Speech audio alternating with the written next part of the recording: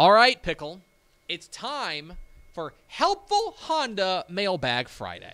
The North Texas Honda dealers want to help you score some great deals on award-winning Hondas. Stop by your Helpful Honda dealer today or visit ntxhondadealers.com to learn more. All right. If you've got questions about high school football, college football, recruiting, lifestyle, romance, travel, all of that fun stuff, let us know in the comments. Facebook, YouTube, Twitch, Carrier Pigeon. That one might take a minute. Do you have the... I told you to put the pigeon door? Perch out. The perch. The perch. What if the only way we accepted questions was via Carrier Pigeon? I feel like Honda would want their money back. Yeah, we might lose the sponsorship at that point. Like, we've probably gotten pretty close to losing sponsorship just because we're goofballs, but that might actually lose us one. All right, Pickle, do we have any questions from the peeps? We do. One of them was from Mario. He said, what grade would you give UTSA on their 2022 recruiting? Yeah, so I want to say they were at or near the top of Conference USA. Of Conference USA. Yeah. So that's kind of the thing about recruiting is you kind of have to judge it based on conference. Yeah. Like, okay.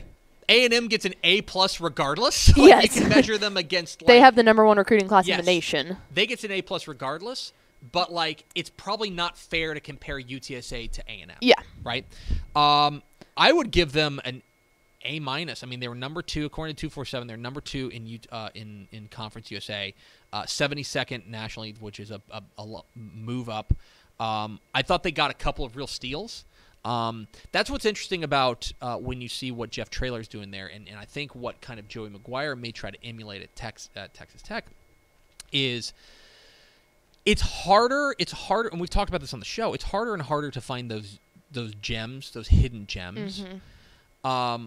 So what you have to do is you have to find guys who are maybe rated 3 stars that you may think may be, in fact, higher than that. Mm-hmm. And I think they found a couple of those guys.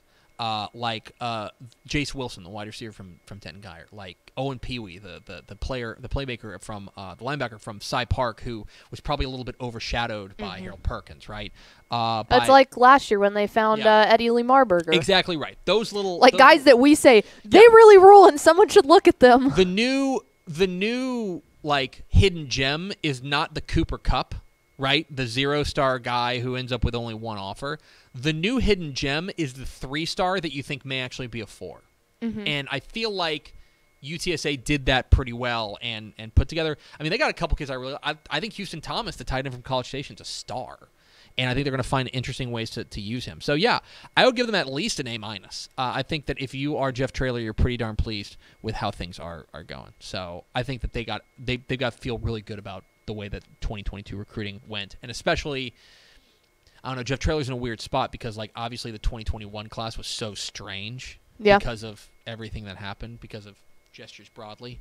So I think if you want to call this his first full real recruiting class. Yeah, well, and that's the other thing is you're always, like, at any point in time, like, this could be the same thing for A&M, is when a coach, like, when this is only his 2nd year, I still don't really start evaluating their recruiting until they've been there for about 3 years almost, because it's like, I mean, maybe 2 years in is a decent way if it's not 2020, but a lot of times you're playing with guys that aren't guys that you recruited. Mm-hmm. And so you have to give them that grace to see how it goes, especially if the program, like Jeff Traylor's gotten not lucky, he's done his job of building up that team to then have recruits see, oh, look what UTSA is doing, I want to go there. If you're working with people that aren't yours and you have a bad year, you're that much farther behind on the recruiting trail than you already were when you got there in the first place. Exactly right. That's a great point. And I think that what Traylor's doing is he's starting to build. You know,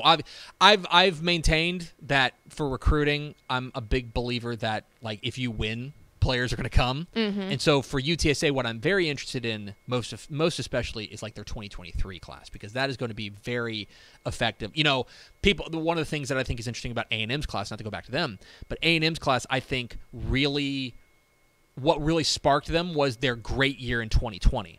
Right? I know that feels like forever ago, but that great year in 2020, that's when kids start looking and go, oh, maybe I will consider going to play for A&M, right? Because if they'd gone 6-6, I know they didn't play 12 games, you know what I mean. If they had a boring year, they probably don't have this #1 recruiting class. No, absolutely I think that's pretty fair to say. So, yeah, you have to lay the foundation. What's next, Pickle?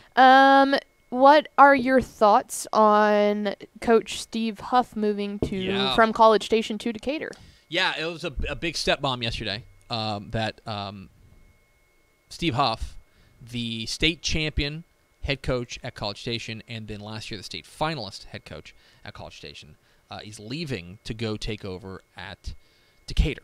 And I think there may be people who are like, what in the heck is he doing? Mm-hmm. Except specifically because Marquise Collins is back. I feel like that's the big nail in the coffin of like, you're leaving one of the best running backs in the state of Texas. From what I understand, and I haven't talked with Coach Huff, but from what I understand, it's twofold. One of them is I know he's from Oklahoma, I believe. I want to say he's from Oklahoma City. Step said he has family. He at least has family in Oklahoma. Maybe wife has family there too, I believe. And so there is I think there was an idea that he wanted to get back north, and he wanted to do that. The other thing that you always have to keep in mind with things like this. At a place like Decatur, it's not just head football coach, it's also athletic director. Mm-hmm. And you're probably maybe that doesn't necessarily resonate with you, but imagine being your own boss. Pickle, what would you give to be your own boss? And get rid of you? A lot. That's what I'm saying. Where do I need to go? Right. So you get to kind of be your own boss. Of course, you always have a boss. You have the superintendent, right? The school board. But like, you get to really call the shots in an athletic department. Mm-hmm. And I would imagine, again, I haven't talked with Coach Huff, but I would imagine, generally speaking, the things that I look for whenever there's a relatively shocking coaching move is, where's he from or where's his wife from? Mm-hmm. And they're both from Oklahoma. There you go. Where's he from or where's his wife from? And is he going from being just a head coach or like a campus coordinator position to an athletic director? Mm-hmm. That to me is very, very important. So those would be my guess. It's I will say that I think it's a great hire for Decatur, obviously. I've gone on record that I don't like what they've done the past couple of years by running Mike Fuller out and things like that. I thought that was ugly. There's some small town politics. A little ugly there. Hopefully Coach Huff can go in there and settle things down, and they'll treat him a little better than they have their predecessors. I will also say this: College Station is a hell of a job. Yeah, and not just, by the way, not just for 2022. Yeah, like you mentioned Marquise Collins. That's great. Marquise Collins ain't going to be there in 2023. Still a really good job. Yeah, I'll be very, very interested, especially because we mentioned that too. Is that's the only coach that College Station has ever had. Yeah. So it's like, what do they haven't gone through a coaching search in 8 years now? Yeah, exactly right. All right, what's next? Well, Step said there was another thing, but I'm not seeing it. No, here we go.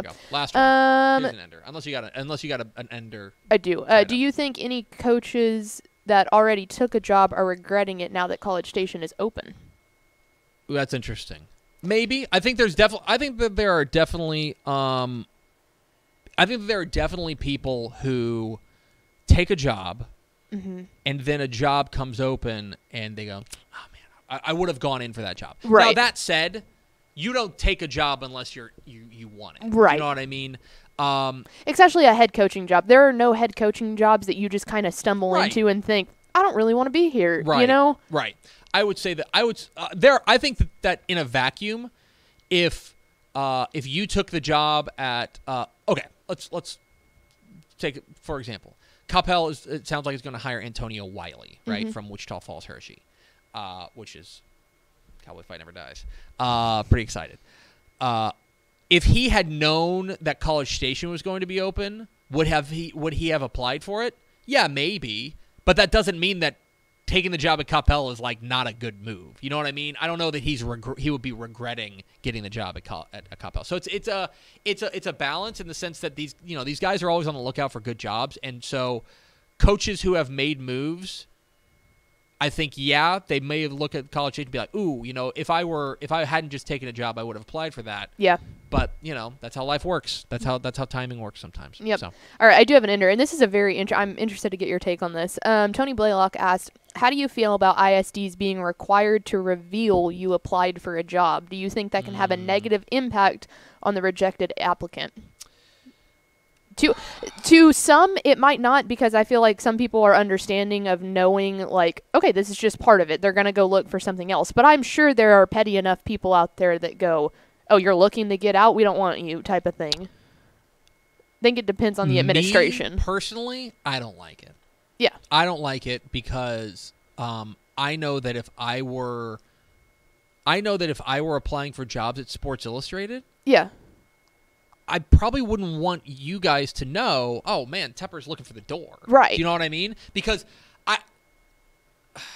it's weird to say, because I think that there are that a lot of people are going to understand. Mm-hmm. A lot of people are going to be like, oh, like he's looking for another job that might have been a better go fit chase for him, your dream, like that. Yeah. But there is also a certain segment, and I think a smaller segment, but a certain segment, that are going to take it personally. Yeah. And they're going to say, what, are we just not good enough for you? Like, there's no, that is, to me, I would prefer it didn't happen. I understand that these are Mm-hmm. In the end, it's probably a net positive that they have to, that they do reveal them, simply because that, as a journalist, I want as much public information as possible. Right. And so I don't want to do away with the Freedom of Information Act. I want to be very clear. Big fan of the Freedom of Information Act. And these are public institutions. Mm-hmm. But it does make me a little, I think that's part of why, and I don't want to speak for Matt Stepp, but I think that's part of why he doesn't go around naming names and saying, oh, you know what, actually Pickle was applying for that job. And I think that fundamentally speaking, like, what the reason Stepp does that, and that Stepp is a good person, is the fact that he wants the coach to be able to tell the kids. Ultimately, that affects the kids. Like, I could really not care less, but if a grown adult who is in administration gets upset about a coach looking, okay, it is what it is. Mm-hmm. You can't hide that. Kids are not going to perform the same way if they know their coach is trying to leave them, and they're not going to buy into what they're saying if they know that their coach is trying to leave them. So I like that it's public information from a what we do perspective. From a journalism perspective, yeah. But if you want to take it morally, it's like, yeah, that does stink for the kids sometimes. And so, and that's the thing is, look, if you if you want to go find out who applied to go be a Decatur, like, that information is available to you. You can go find it. But I also think that most school districts do it the right way of saying, we're making it public if you need to find it, but we're not going to advertise it. Right. I think that's kind of what Stepp and what we try to do at Dave Campbell's is we're not going to, we don't want to blow up your spot. Mm-mm. Because I don't, I think that it's natural to look for another job, but I'm not looking for another job. In case my boss is watching. I think it's natural to want to look for another job, but I also know that especially when it comes to high school football, where there's such passions, that it can be taken the wrong way. Yep. You know what I mean? Absolutely. It's kind of like if Jimbo Fisher had gone. I keep going back to A&M. If Jimbo Fisher had gone and applied or like interviewed at LSU, right? That would have been a reasonable thing for him to do. Mm-hmm. But it would not have been taken as reasonable by some segment of the fan base. Right. Absolutely. So that's what I think. All right. That's it. That's Helpful Honda Mailbag Friday. It's going to do it for us. Thanks for spending a little bit of your day with us. Follow us on Twitter at DCTF. Like us on Facebook, facebook.com/Dave Campbell's. Follow us on Instagram, instagram.com/Dave Campbell's. And, of course, see us at texasfootball.com. We didn't have any guests, did we? No. Just me talking. Yeah. You ranting. For Ashley Pickle, I'm Grant Tepper. Vince Young, please can get your Player of the Year trophy. We'll see you Monday, right? Yes. Oh, can I do something real fast? I completely forgot about this because we didn't have final thoughts, and that's when I was going to do it for final thoughts. Let's go over to Ashley Pickle for America's second favorite segment, which was not going to happen because normally we don't. Yeah, no, I know, but I wanted to go ahead and put it out there that big show next Friday. And the reason I wanted to tell people this was because I'm too excited of holding it in for so long. So we had mentioned before that we are going to be putting out our DCTF All Access piece where we followed every behind-the-scenes aspect of the 4A Division I state championship between Stephenville and Austin LBJ. We will be doing the public premiere of our DCTF All Access piece on next Friday. Wow! So here on the show? Here on the show. We're doing it on the show. How do we get the rights to that? Well, I'm the person that's been working on it for the past 3 months, so I said, you know what? The show seems good. Yeah. Earlier how I said that if I look tired, it's because I was up till 2:40 getting my in-laws from the airport. If she looked tired over the last 2 months, it's because of that. Because we put our heart and soul into this one piece of video content. So it'll be about 30 minutes long, but we had about 30 hours worth of footage that I've gone through and sorted and all that. So yeah, the team has worked really hard on it, and we're super, super excited. So tell your friends next Friday, huge show that we are super excited about.